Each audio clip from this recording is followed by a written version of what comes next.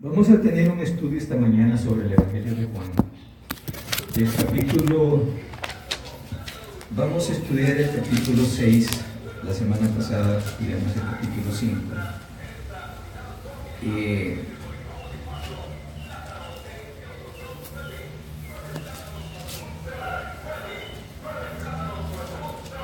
En el 4 vimos Jesús y la mujer samaritana, si se acuerdan. En el 5 el paralítico de Betesda. Después tuvimos otro donde vemos la autoridad del Hijo y los testigos de Cristo. Ahora, en el 6 nos toca ahora ver la alimentación de los 5,000. ¿Cuántas personas habían ahí? Habían por lo menos 15,000 personas. Dice 5,000 hombres, pero cada hombre posiblemente cargaba una esposa y cargaban hijos. Le digo, andan más o menos por 15,000, matemáticamente 15,000. Ahora, ¿qué sucede? Vamos a ver una introducción. El plan del Evangelio de Juan es realmente maravilloso. Es un evangelio completamente diferente a los otros tres. ¿Por qué razón? Porque él se enfoca más en algo que los demás lo mencionan, pero no con el énfasis que lo hace Juan. Juan no menciona todos los milagros, menciona los más relevantes, no menciona ni una parábola, Juan, ni una parábola. Ahora bien, es realmente maravilloso este evangelio, la distribución es excelente. Vemos al Verbo, o sea, Jesús en su gloria, antes de la encarnación, de modo que podemos valorar su amor condescendiente al venir a la tierra para salvar a los pecadores, para salvarnos a nosotros. En su ministerio terrenal, Jesús se va revelando a círculos cada vez más amplios, pero es rechazado tanto en Judea como en Galilea, más que todo por los fariseos. Sin embargo, no destruye de inmediato a los que lo han rechazado, sino que más bien hace un tierno llamamiento a los pecadores, a fin de que todos lo acepten por fe. Entre tanto la oposición se va haciendo más activa y más resistente, más dura, con las obras poderosas de manifestación claramente como el Mesías. Ok, fíjense bien, aquí pasa algo. Cuando Jesús inicia su ministerio, inicia bautizándose. Fíjense cómo fue el plan de Dios de que Jesús viniera a la tierra. Primero nace, crece, lo llevan al templo, cumple con todo lo de la ley. Después se desaparece. De los 12 años hasta los 30 no se sabe nada de Jesús. Solo hay conjetura. No lo dice la Biblia. ¿Por qué razón? Porque ese es el plan de Dios. Lo que no está en la Biblia es porque Dios así le plació no detallarlo. Ahora bien, en el bosquejo de este capítulo, es que Jesús es el Cristo. El Cristo, el Hijo de Dios, que durante su ministerio público se revela a sí mismo cada vez a más personas. La gloria del Hijo como verbo de Dios en el principio, en la creación, después de la caída del hombre en el pecado, en la encarnación, cuando se encarna, cuando viene a la tierra, se revela a sí mismo a círculos más amplios y más amplios, a Juan el Bautista, a sus discípulos más allegados, su testimonio, su fe, al presenciar la primera señal, cuando dice la primera señal, en la boda de Caná, a Jerusalén, se le revela también la purificación del templo, la conversión con Nicodemo, en Juan capítulo 3, a Judea, la restauración, la retirada de Juan el Bautista, más adelante, ya lo vimos antes, a Samaria, la conversión con la mujer samaritana y el ministerio entre los habitantes de Sicar. Galilea, la curación del hijo del noble, rechazado en Judea a consecuencia de la curación del hombre de Betesda, que vimos en el capítulo 5. En el día de reposo, que era un día de reposo y de las declaraciones hechas a dichas circunstancias. En Galilea, como el resultado del discurso sobre el pan de vida, que continúa después. después, han bebido. Juan 6.1, después de esto Jesús fue a otro, ahí empieza ya la lectura del Evangelio. Ahora bien, yo quiero hacer notar algo muy sencillo. Si Jesús vino a la tierra como algo planificado desde antes de la fundación del mundo, que tenía que venir a salvar a los pecadores, a dar su vida por toda la humanidad, para que se salvaran todos los que en él creyeran, ¿por qué razón su propia raza no le creyó? Dice Juan 1.11, a los suyos vino a traer su ministerio, el Evangelio, mas los suyos no le recibieron, y los suyos no le recibieron. En el 12, mas a los que le recibieron, le dio potestad de ser hechos hijos de Dios. O sea, si usted recibe a Cristo y lo tiene de su corazón, usted es un hijo de Dios. Los cuales no son engendrados de carne ni sangre de varón, sino de la voluntad de Dios. Es algo realmente increíble. Es algo espiritual. Cuando usted recibe a Cristo y nace de nuevo, ese es un nacimiento espiritual, que lo vimos en Juan capítulo 3, cuando llega Nicodemo de noche, era un principal de la sinagoga, era un doctor en la ley. Entonces, ¿por qué llega y habla con Jesús? Y desde el versículo 3, Jesús le receta que tiene que nacer de nuevo. ¿Qué es la verdad? No podemos estar de hablar y hablar y hablar predicando la palabra si no le decimos a la gente, mire, usted realmente necesita nacer de nuevo. Lo que vamos a ver ahora, el milagro de la alimentación de los 5,000, tiene que ver con eso, que es una señal que Jesús hizo para que su propio pueblo, que no creía en él, se convenciera del poder que él tenía. Que él no vino con espada ni con ejército a derrocar a los romanos para liberarlos. Él vino con amor, dando pruebas indubitables de que él era el Cristo, el Mesías que había de venir. Pero ¿qué pasa? No quisieron aceptar. Se fueron poniendo más duros y más duros y más duros hasta que al final lo llevaron a la cruz. Yo hice esta pregunta en un penal. ¿Quiénes mataron a Jesús? ¿Los romanos o los judíos? Me dicen, los romanos. No fueron los romanos. Los romanos solo cumplieron lo que el pueblo los sacerdotes le estaban pidiendo. Pero realmente quienes lo mataron por odio fueron los judíos, su mismo pueblo. Pero gracias a Dios, al ministerio como lo tenía planificado Dios, hubieron judíos que sí creyeron. ¿Quiénes son esos judíos? Pedro, Juan, Natanael. O sea, hubo un grupo de gente, de seguidores, que cuando Jesús murió, estuvo 40 días en la tierra, en carne y hueso, pero un cuerpo glorificado, que podía atravesar paredes. Se dio a conocer que él había vencido la muerte, que había resucitado, que es la prueba más grande que puede haber de que Jesús era el Cristo, el Mesías. A Tomás, el incrédulo, le da chance de meter la mano en su costado, porque cuando llegó una de las veces no estaba, y dice, vino el maestro y dice, yo no puedo creer hasta que no me meta mi mano en su costado. Pues se volvió y le iba a meter mi mano aquí, y aquí tenía la herida, se la metió acá. Ahora yo, una pregunta que hago yo: ¿por qué la gente está tan dura? La verdad que hay una dureza en nuestro corazón increíble. Lo noto yo en la calle cuando hablo con las personas, lo noto en las iglesias, de que a veces están predicando y los mismos pastores están viviendo en un gran pecado. Lo noto en la congregación, en los miembros de las congregaciones. Dicen ser cristianos, Dios le bendiga, hermanito, pero cuando salen son unos demonios en la casa. Ahora, no va a vivir uno, perrito lindo, calmate, si es un animal, no entiende, tiene que ponerse un poco firme. Pues así hace Dios con nosotros, nos compara con los animales en Isaías, que son más inteligentes que el buey y el asno.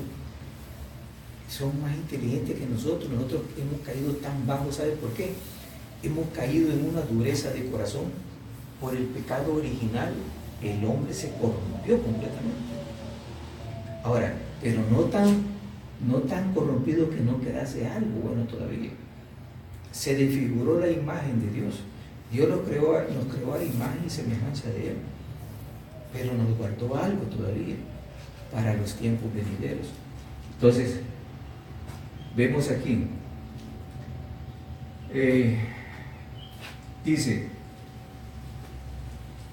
en el 6.1, el relato comienza con la familiar frase: después de esto, ya que será explicado en el 5.1, el milagro que representa el párrafo nos da a conocer, tuvo lugar entre los 6 meses y 1 año después de los sucesos del capítulo 5. Yo, honestamente,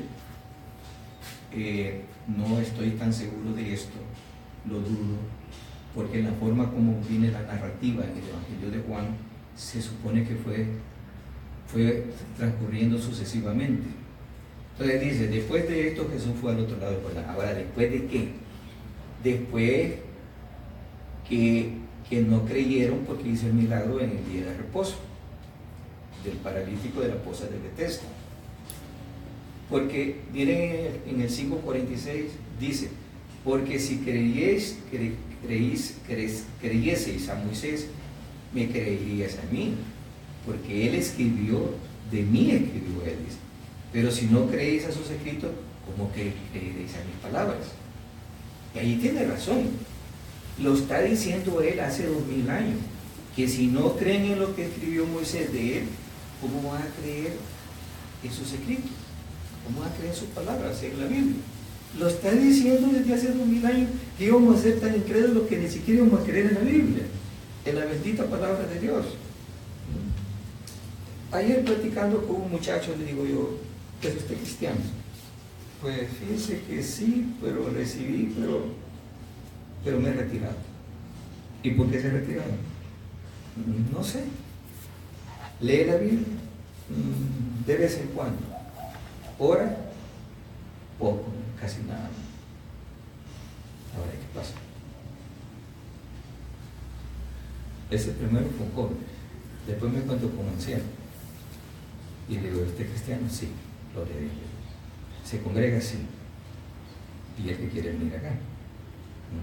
Ahora, ¿por qué tanta pureza? Miren, fíjense bien. El joven cree que en su juventud está el poder. Y yo le digo así, no está el poder en la juventud. El mal puede venir a cualquier edad. El mal no tiene fecha. El mal no tiene fecha. Miren, hay veces que hay niños que nacen enfermos y tal vez no han pecado, pero nacieron bajo pecado. Pero Dios pone cosas tan increíbles que realmente hay que tener cuidado. Después de esto, Jesús fue al otro lado del mar de Galilea, al de Tiberias, y le seguía gran multitud porque veían las señales que hacían en los enfermos. Óiganlo bien. ¿Por qué lo seguían? Por las señales que hacían los enfermos, cuando veía que sanaban los enfermos. Entonces subió Jesús a un monte y se sentó allí con sus discípulos. Y estaba cerca de la Pascua, la fiesta de los judíos. Cuando alzó Jesús los ojos y vio que había venido a él gran multitud, dijo a Felipe, ¿de dónde compraremos pan para todos estos? Dijo a Felipe, ¿de dónde compraremos pan para todos estos? Pero esto decía para probarle, ¿para probar a quién? A Felipe, porque él sabía que no había que hacer. Él sabía lo que había que hacer. Felipe le respondió, 200 denarios de pan no bastarían para que cada uno de ellos tomase un poco. Uno de los discípulos, Andrés, hermano de Simón Pedro, le dijo, he aquí un muchacho que tiene 5 panes de cebada y 2 pececillos más. ¿Qué es esto para tantos? Y el Señor, mira la gran multitud, y solo tenemos 5 panes de cebada y 2 pececillos. ¿Más qué es esto para tanto? Es como que en una casa lo que hay de comer es bien poquito, y son el montón de hijos, pero aún así Dios los saca adelante. Entonces Jesús dijo, hacer recostar la gente, y había mucha hierba en aquel lugar, y se recostaban como el número de 5.000 varones. como 5,000 varones. Pero no andaban solo los varones, andaban las mujeres, y estaban niños. Se recostaron todos. Y tomó Jesús aquellos panes y habiendo dado gracias, los repartió entre los discípulos. Y los discípulos entre los que estaban recostados. Asimismo de los peces, cuanto querían. Miren, 5 panes de cebada y 2 peces. Yo solo me los como. Y si hay una multitud que habían contado como de 5,000 varones, ¿qué tenía en la mente el Señor Jesús? ¿Qué nos está demostrando? ¿Qué le demostró en aquel tiempo a los que estaban presentes? Su poder infinito de crear de la nada. Agarra, lo reparte. Ahora, ¿cómo lo repartió? Miren, ha de haber agarrado los pedazos de los panes y lo hizo un pedazo, para que cada discípulo repartiese, y de los peces lo hizo un pedazo, y de repente eso se multiplicó, y empiezan a repartir lo que quisieran, a comer con todas sus ganas. Fíjense, ese milagro.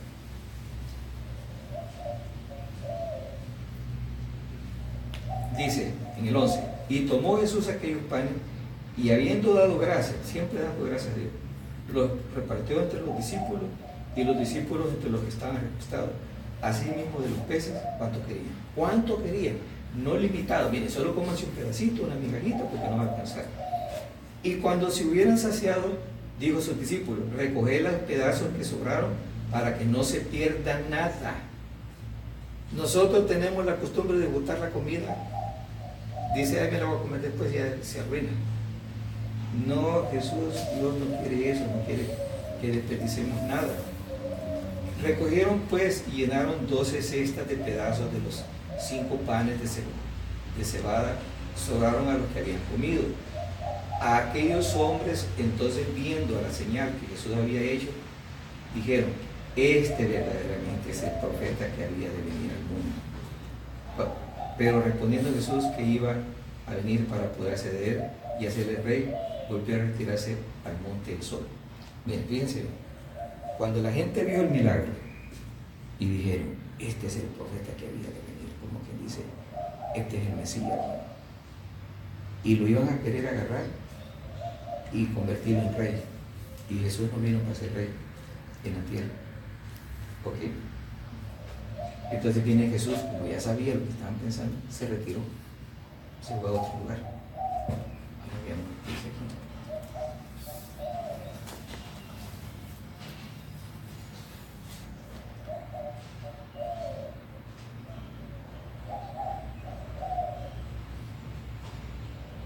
Fíjense que lo de la hierba verde es por el tiempo de la primavera. Y estaba cerca la Pascua, la fiesta de los judíos. Ahora, ¿qué pasa aquí? Leyéndolo yo más a conciencia, y estaba cerca la Pascua, aquí se llama la fiesta de los judíos, donde en el 7:12 le da la fiesta de los tabernáculos, capítulo 7, versículo 2.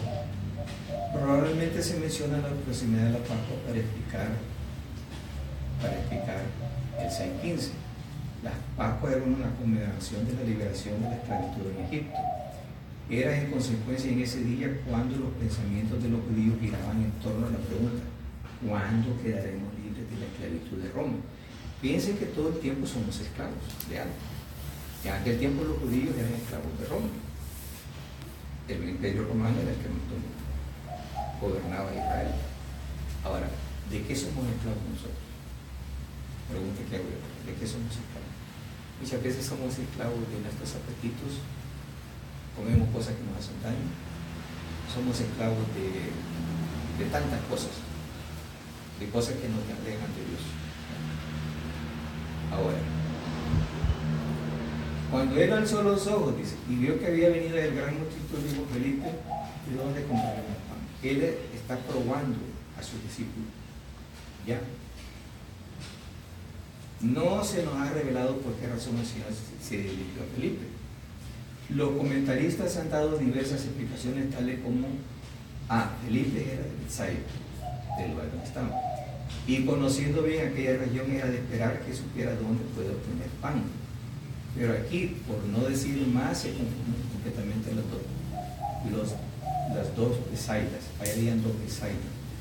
Felipe era tardo para comprender y tenía más necesidad que los otros de ser probado, refiriéndose a otra cita bíblica. Ahora, era una prueba que el Señor le estaba poniendo. El testimonio en el original se emplea para pan, no indica un pan de forma alargada. No indica un pan de forma alargada. Un propio era algo redondo y plano. Así hacían los panes en aquel tiempo, como una tortilla grande, parecido a una torta delgada. A veces quiere decir simplemente pan. La razón de esta pregunta se da en las palabras siguientes. Pero esto decía para emplearla en el original.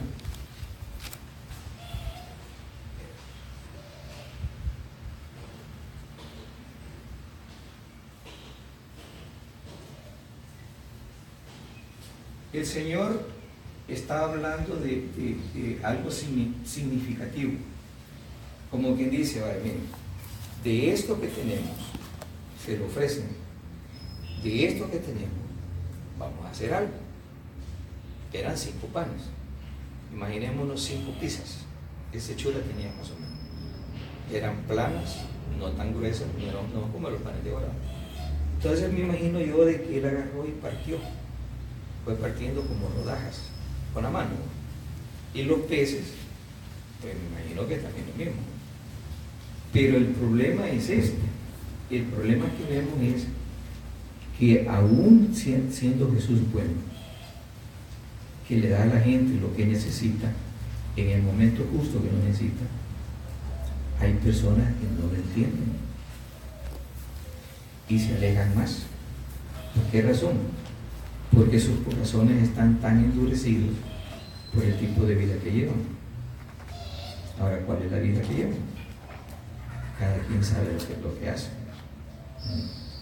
Somos esclavos muchas veces de nuestras pasiones, somos esclavos del carácter, somos esclavos de la ambición. Son muchas las situaciones, pero el Señor nos comprende a todos y Él hace el milagro solo para demostrar quién era Él realmente.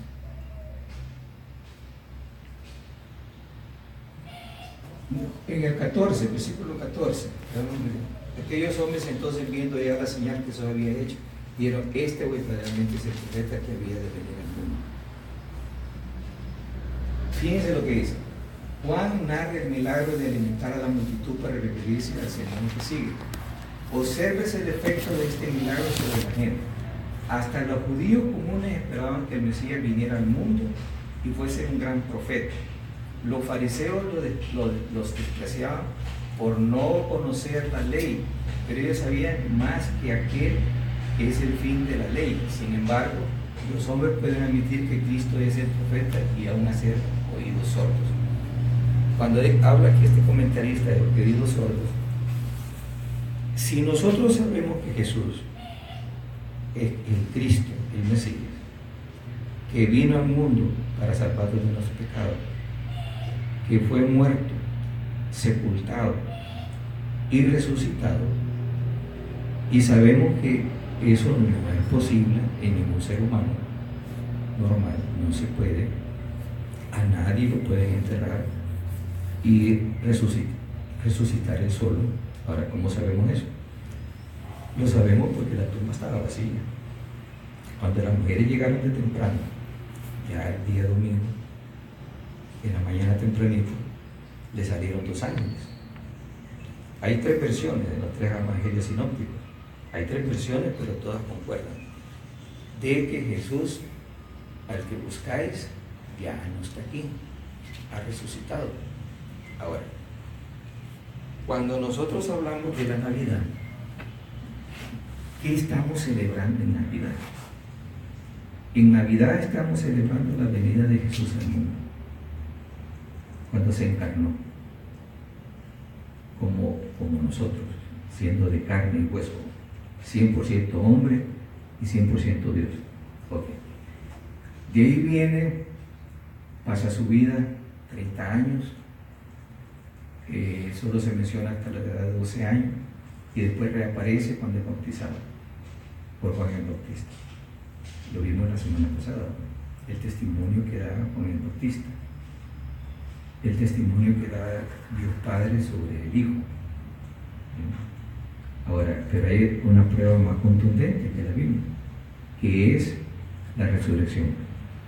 Ahora, si nosotros no queremos creer en Jesús,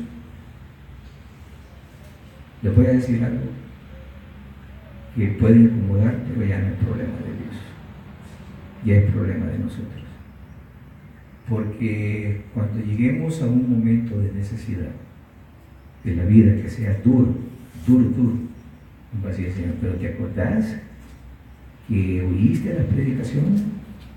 ¿Te acordás que escuchaste, pero no creíste? ¿Y qué vamos a decir nosotros entonces? Sí, es cierto, yo escuché, pero mi corazón estaba en otra cosa. ¿Y en qué estaba? Más que todo en el pecado. Porque por lo que yo conozco, nosotros no andamos en el mundo solo haciendo bien. Lo que más hacemos es vivir una vida indiferente a Dios, le damos la espalda a Dios. Está bien, existimos. Ahí está toda la prueba de que tú existes. La naturaleza da la revelación general, la naturaleza dice que tú creaste todo eso. Está bien, existís. Tu palabra dice de que resucitaste y nos salvaste. Y es cierto. Pero yo, que no me concierne a mí, no me doy por entendido. Todavía me queda tiempo. Voy a esperar a tener 60 años o 50 años para poderte recibir y ser un hombre de Dios o una mujer de Dios. Así vive el mundo. En los deleites y pasiones. Mire, estar dentro de un penal y hablar con ellos. Ahí se da cuenta uno de que hay cristianos que de verdad han nacido de nuevo. Son transformados completamente después de ser asesinos, de ser grandes delincuentes. Ellos están más agradecidos que la gente de la calle. Yo no he visto mejores alabanzas que las que se cantan en el penal. No he visto una reacción más preciosa que la que tienen los cristianos de los penales. Están ahí. Ellos se alegran. Los estudiantes de teología y los penales son los mejores estudiantes. Tengo un montón de trabajo de ellos, precioso, bien estructurado, con buena letra y todo, buenos dibujos. Los he guardado todos. ¿Por qué razón? Como dice Jesús, que al que más se le ha perdonado, va a amar más. Cuando él le unge a la mujer los pies con perfume y le besa los pies. Y Judas no está de acuerdo, porque están desperdiciando una gran suma de dinero que podría haberse dado a los pobres. Ahí cuando Jesús dice la frase célebre de que pobres siempre tendréis sobre la tierra, en cambio en mí no. Jesús iba a estar un poco tiempo nada más. ¿En qué fecha se da esto? Se da prácticamente a la mitad de su ministerio, que duró solo 3 años, al año y medio muere, 1 año, no sé, y ya no estuvo Jesús, que se le podía hacer un hijo, agradar de esa manera. Ahora, ¿cómo podemos agradar nosotros a Jesús en este tiempo? Miren, a mi entender, yo puedo agradar a Dios congregándome, perdonando, sabiendo perdonar, amando a mi prójimo, hacer el bien en mi hermano, leyendo su palabra con devoción, cantando, predicando su palabra, orando todos los días con él, platicando con él. Entonces, ¿qué es lo que Dios realmente quiere de nosotros? No, fíjense que Dios no nos está robando nada. Dios no nos está, cuando nos pide que recibamos su Hijo, no nos está robando nuestra vida, no nos está robando el tiempo. ¿Qué está haciendo entonces? ¿Por qué nosotros tomamos una actitud de indiferencia a quienes te rechazan. Hay hombres que dicen que Jesús es pura mentira, que Él no existió, que era un hombre común y corriente que vivió en Israel. Pero los que somos cristianos y hemos recibido sus bendiciones, sí estamos seguros. Los milagros se dan milagros. Me acuerdo cuando me dañé la columna, el Señor en fracción de segundos me la sanó. Y no tuvieron necesidad de operarme.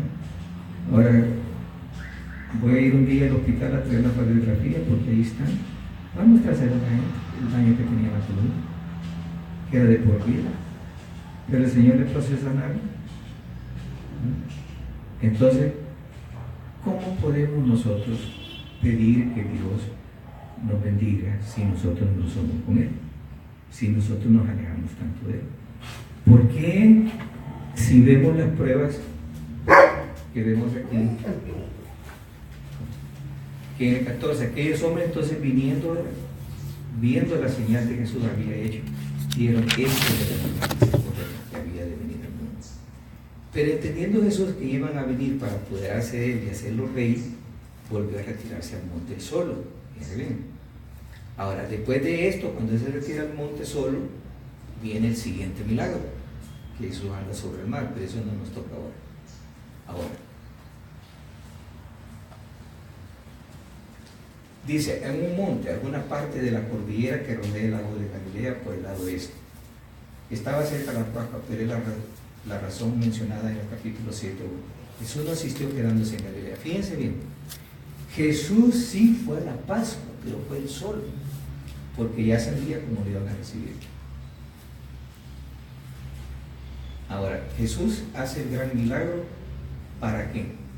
Para convencer a la multitud y convencer a los propios suyos, a los que no le recibieron, quién era Él, que era el Mesías encarnado, el que tanto habían profetizado. Isaías menciona todo el ministerio de Jesús, desde el nacimiento virginal en Isaías 7:14, su encarnación, hasta su ascensión, todo lo menciona Isaías.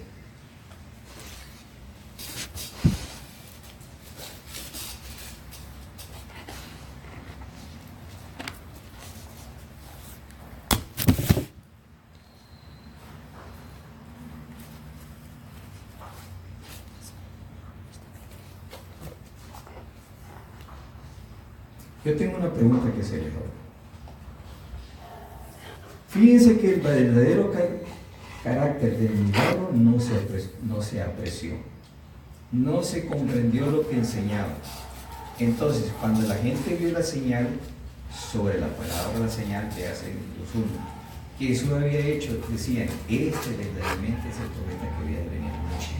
Identificaban a Jesús como el profeta de Deuteronomio 18:15-18. Hasta ahí todo iba bien. Es incluso posible que en este profeta vieran al Mesías. Pues no hay que perder de vista que para caracterizar a este profeta empleaban la frase que había de venir o que va a venir al mundo.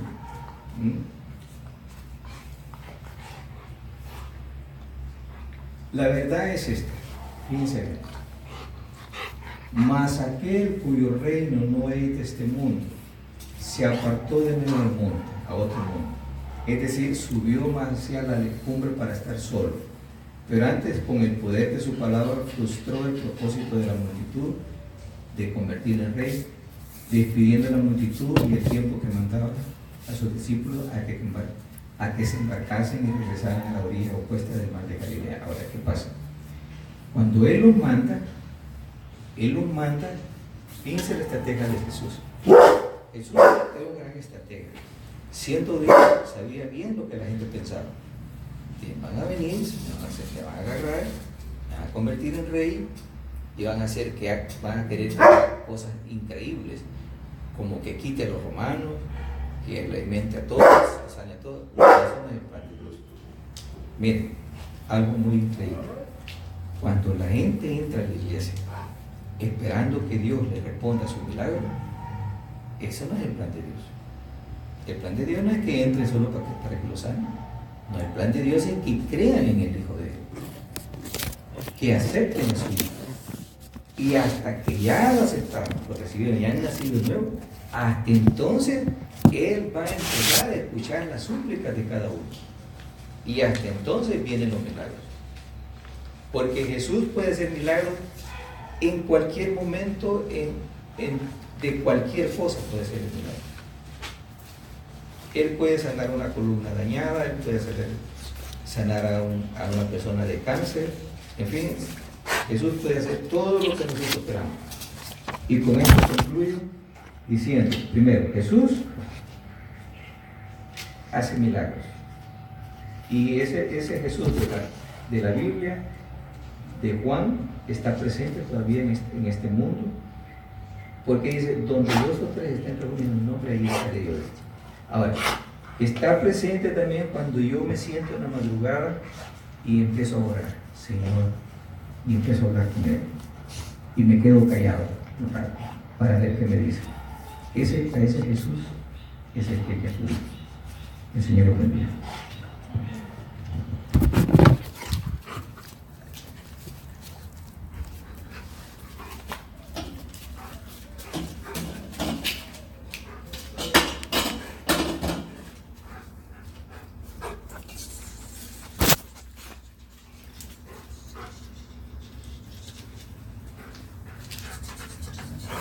Thank you.